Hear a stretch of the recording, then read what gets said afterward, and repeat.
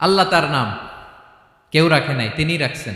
কারণ আমার দাদা আছে, দাদা রাখছে, আমার বাবা আছে, বাবা রাখছে। আল্লাহর দাদা আছে, বাবা আছে, তার নামটা তিনি নিজেই রেখেছেন।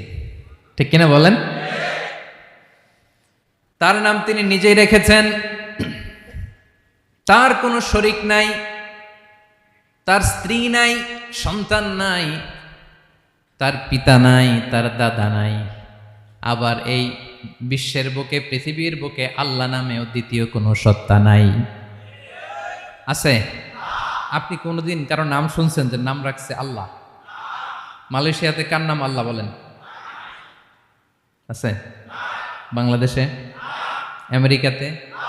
খোদ ফেরাউন, পৃথিবীর সবচাইতে বড় সন্ত্রাস, সেও নিজের আল্লাহ দাবি করে নাই।